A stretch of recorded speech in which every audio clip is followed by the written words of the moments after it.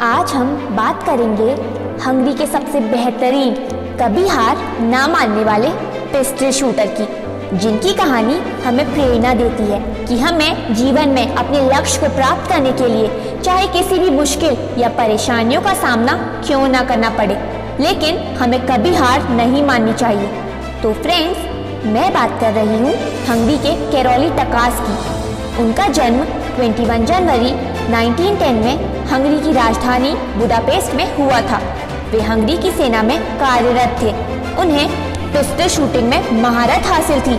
उस देश में जितनी भी नेशनल चैंपियनशिप्स थी, उन सबको वे जीत चुके थे।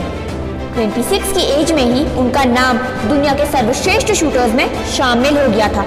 अब उनका एकमात्र सपना था 1940 में होने वाले ओलंपिक्स में गोल्ड मेडल जीतना।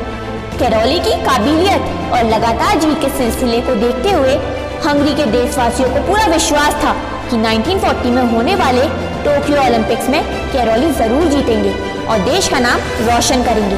कैरोली 1940 में होने वाले ओलंपिक्स को जीतने के सपने आंखों में लिए पूरे जोश और जुनून के साथ तैयारी में जुट गए। 1938 में अचानक आर्मी ट्रेनिंग कैंप के दौरान उनके उस हाथ में जिससे उन्होंने गोल्ड मेडल जीतना था, उसमें एक हैंड ग्रेनेड फट गया और वो हाथ चला गया और इसके साथ उनका सपना भी चकनाचूर हो गया। अब उनके पास दो ही रास्ते थे, या तो वो अपने सपने को भूल जाएं और रोते रहें उसके लिए जो चला गया, या अपने सपने को पूरा करने के लिए उस पर ध्यान दें जो उनके पास बचा था। उनके पास उनका बायां हाथ था और उन्होंने अपने बाएं हाथ पर ध्यान दिया। उनका 1 महीने तक इलाज चला और उसके बाद उन्होंने अपना पूरा ध्यान अपने गोल पर लगा दिया और अपने बाएं हाथ की ट्रेनिंग शुरू कर दी। जिस हाथ से वो लिख तक नहीं सकते थे, उस हाथ को दुनिया का बेहतरीन पिस्टल शूटिंग हाथ बनाने के लिए, अपना सपना पूरा करने के लिए उन्होंने जी जान लगा दी। अब उन्होंने सोच लिया था कि अपने बाएं हाथ को ही दुनिया का बेस्ट शूटिंग हैंड बनाएंगे। लगभग 1 साल बाद 1939 में ओलंपिक्स से पहले वे राष्ट्रीय चैंपियनशिप में भाग लेने के लिए आए। तब तक किसी को पता नहीं था कि कैरोली अपने बाएं हाथ से प्रैक्टिस कर रहे थे। अन्य प्रतियोगियों को लगा कि वे उनका मनोबल बढ़ाने के लिए आए हैं, लेकिन जब कैरोली ने बताया कि वे उनके साथ प्रतियोगिता करने आए हैं, तब सब आश्चर्यचकित हो गए। अपने बाएं हाथ से शूटिंग करते हुए कैरोली ने सभी को मात देकर पूरी दुनिया को अचंभित कर दिया।